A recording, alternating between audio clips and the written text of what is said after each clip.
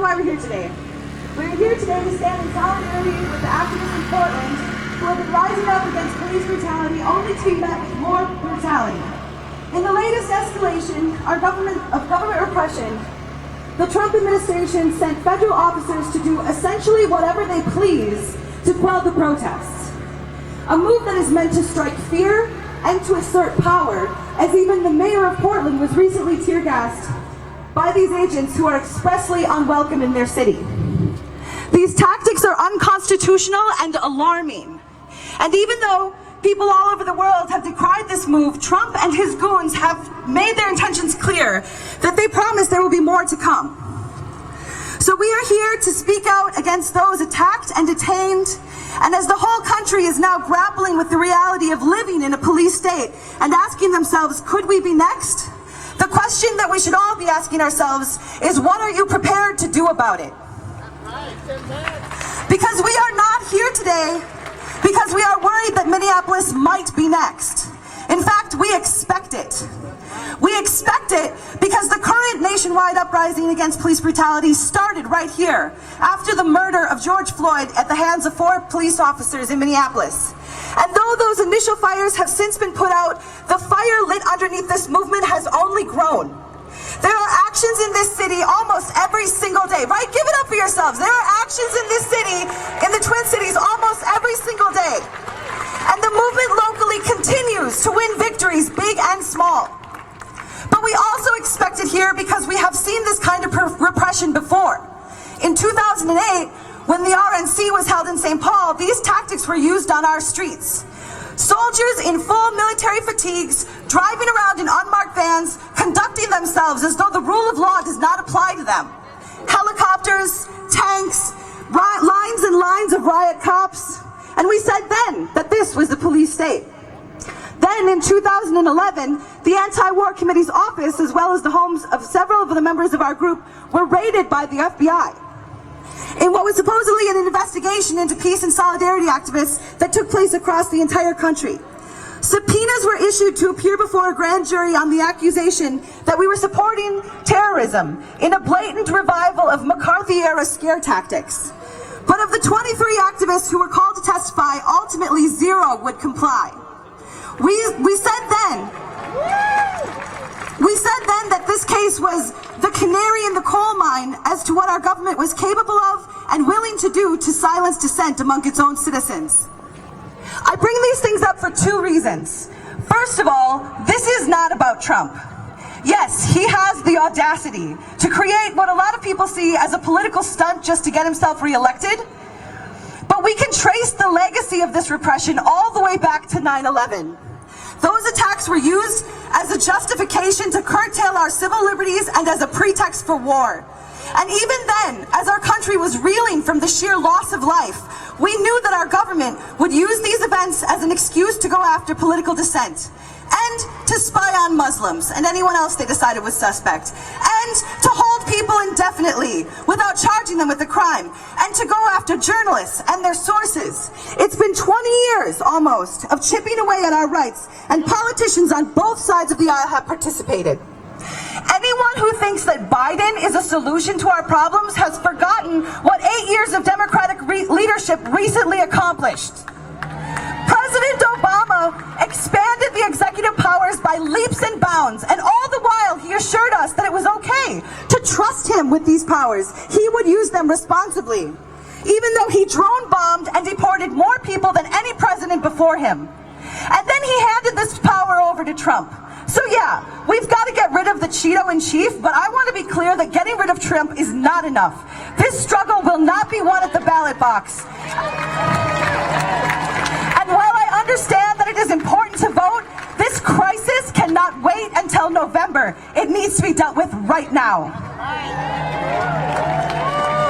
The second reason that I bring it up is to give people a little bit of hope. Because despite these attacks, we have continued to fight back. Even though the feds and the raids were meant to shock us into compliance and stop us in our tracks, the opposite of that has happened. And we have seen a similar response in Portland in recent days. Every time they try to shut us down, it only fuels our movement. I have a lot of friends who don't consider themselves to be political, who have been outraged and dismayed by what they have seen in recent days, and I welcome it. I have had more radical conversations with coworkers and casual acquaintances in the last few weeks than I have had in years. People have questions. People are struggling with disbelief, and my message to them is that you better believe it. They say that for every riot cop in the street, a hippie is born, and I hope that that is true. So for everyone who came to their first protest in the year 2020, welcome to what may very well be the fight of our lives. We must push further, and we must challenge those people in our lives to look closer. Anyone who is upset that U.S. citizens can't travel right now because of COVID should consider the injustice of the Muslim ban. Anyone upset right now? Anybody who's upset right now about the idea of being detained without cause and held indefinitely without charges should think about the overfull detention centers with children dying of disease and neglect. We have not forgotten about them. We need to start acting like these things are connected, because they are. And the local government is just as much of a roadblock as the federal one. It is a mistake to think that this is just about DHS agents coming into our cities. The local police are just as much still a problem here. I'm sure that you've all seen or at least heard about the billboards that have gone up around Minneapolis. The Minneapolis Police Department has put up billboards that say things like bullets sprayed across the park and other incendiary things to try to scare people into believing that they need the police, because they have always used fear as a tactic of control. There is little difference between Trump sending federal agents and Walz sending in the National Guard. They are just different flavors of the same repression, and people need to understand that they do not work for us. This is not about Portland. This is not about Minneapolis or New York or LA. Some version of this awakening is happening in cities big and small all over the country. And it is our job to take this opportunity, to take this momentum and run with it. The more out of control our government behaves, the more ground we stand to win. We must continue to fight. We must continue to stand together, united, and demand justice for all. So I am asking you, what are you prepared to do about it? When the secret police show up in your city, when the concentration camps are already built and already full, when people are dying or facing financial ruin due to government inaction amidst a pandemic, but they always seem to have money for war, what are you prepared to do about it? I, for one, am ready to fight for this country. It is a country that was only ever made good on its promises when people stood up and demanded their rights. And that struggle continues today. And I believe that we will win. Thank you. We're live here in Minneapolis and downtown. This is a Portland to Minneapolis, or Minneapolis to Portland solidarity rally. Thank you, Misty, and the Anti-War Committee. And so we're going to have another movement person come up real quick. But I just want to encourage that fighting spirit. Like, we know that the movement here in the Twin Cities is winning, and it doesn't matter if we work for immigrants' rights or workers' rights or black liberation. All of our movements are together, united, and we know we're winning because we see Mr. Freeman, who we've been fighting for years, just this past couple days put up his house for sale, because that's how scared he is. When the rich Mike people Freeman, in the ruling class Hennepin County attorney, kind of back out and leave, that means that we have the upper hand, and we're not going to give it back to them. This house had seen a lot of protests around it. And so with that, I'm going to bring up Mr. Shira. There's literally a recallfreeman.org, a big movement happening, trying to get rid of Freeman. She's been an amazing new organizer and a survivor police Taryn, so I'm going to let her introduce herself.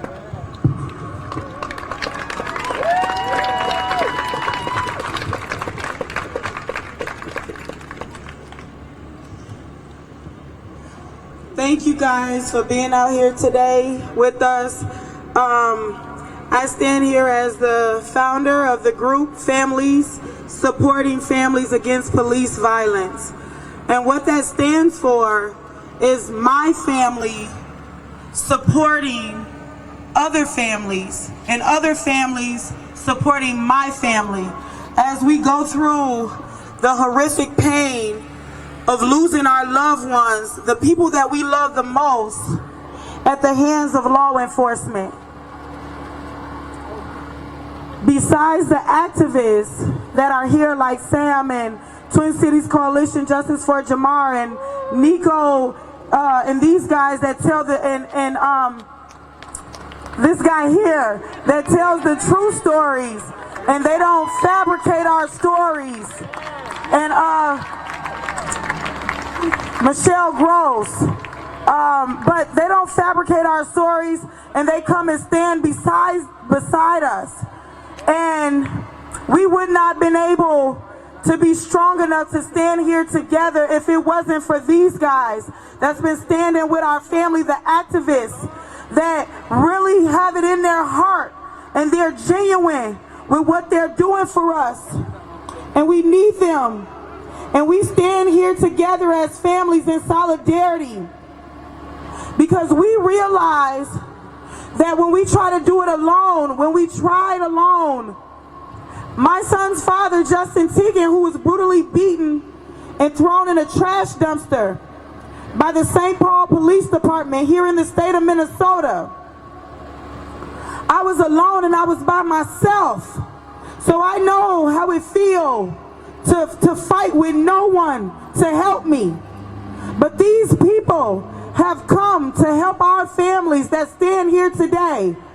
We have Paul Castaway, his brother, is standing here today. We have Mia, who her brother, her dad, her father was killed years ago. And they covered up the murder like they covered up my son's father murder. Like they covered up Travis Jordan. His girlfriend stands here today. You know, and they can't separate us now because we're standing here in solidarity.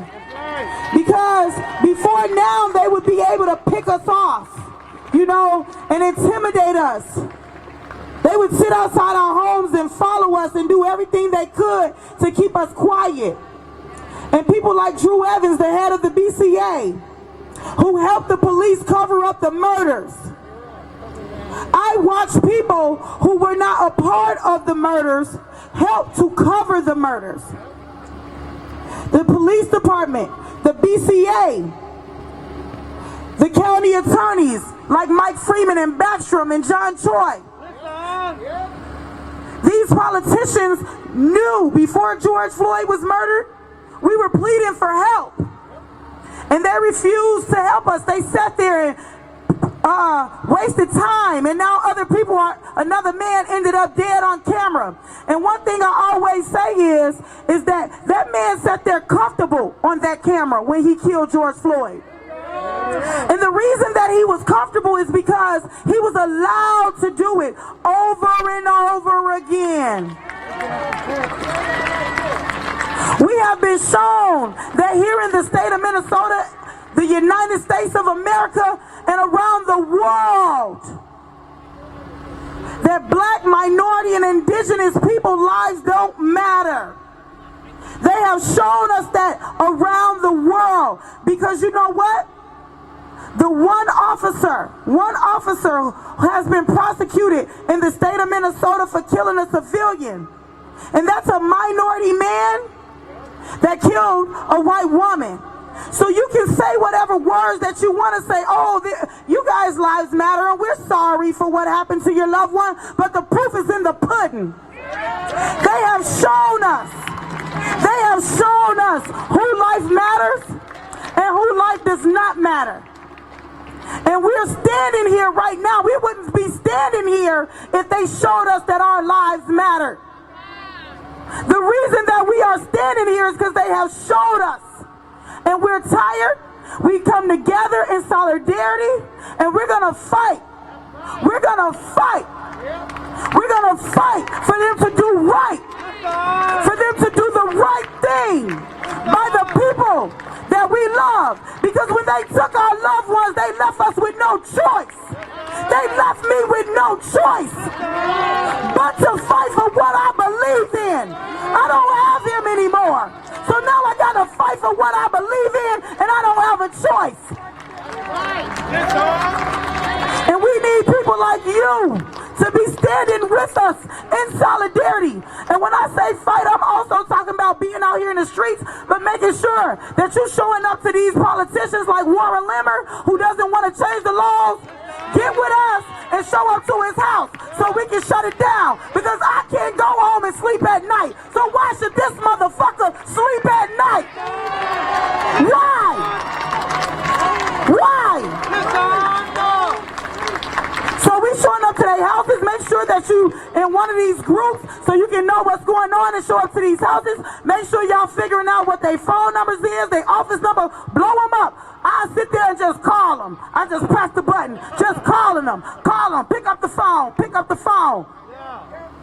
So make sure you guys are getting it. They don't want to pass the bill. The statute of limitation against wrongful death, it's only 3 years. There should be no time limit on wrongful death. We should be able to fight for our loved ones because they stole out the evidence. So be calling these legislators like Warren Limmer's office, Paul Gazelka's office. These are the people that's holding up the bills. We got to start calling their names out. That head of the BCA, Drew Evans, he's a part of the cover-up in the murders, so we got to get him out of there. Thank you all for being here today. God bless you all. Any other families? That was Toshira Garraway. Created Families Supporting Families Against Police Violence or something like that, I think the name is. Hi, my name is... Her fiance died. My name is Taryn Vang. My boyfriend Travis Jordan was murdered November 9th, 2018 by the Minneapolis Police Department, the 4th Precinct. It was during a wellness check. He was having suicidal ideation. They came and murdered him instead. They kept banging on the window, telling him to come out, come out. When he finally came out, they shot at him 8 times, killing him. The 2 officers were 2 white officers. They hadn't even been on the force for a year. Their names are Ryan Kais and Neil Walsh. They are still free to do whatever they want today. They are not being prosecuted or charged for the murder of Travis Jordan. I just found out yesterday that there is a nationwide police training program called ICAT, and 3 cities in Minnesota are using that training program. They are using Travis Jordan's clips from Travis Jordan's murder, moments before he was murdered, as an example of what not to do when someone does not have a firearm and need de-escalation and are having a mental health crisis. They are using that without our permission. I had to find out on Twitter from a random guy that this was happening, and they are calling it suicide by cop. There is no such fucking thing as suicide by cop. It's fucking murder. Murder. Imagine how many other families are being used as examples of what not to do by suicide by cop. They're saying some are premeditated, they are pre-planned, and some just happen randomly right there and then. There is no such fucking thing as suicide by cop. That shit is fucking ridiculous. So on Friday, July 31st, in front of the 4th Precinct, we are going to have a protest in front of the 4th Precinct, 6 p.m. Please be there to join us with some other families and stand in solidarity with us. There will be other families who have been murdered by the 4th Precinct there as well, like Jamar Clark's family and Cheshire Ruth's family. We're trying to get Phone Lee's family out there as well, and also Terrence Franklin's family. So please come and join us in solidarity, and there will also be a DJ there, so we are gonna fucking party. We are gonna have a celebration of Travis's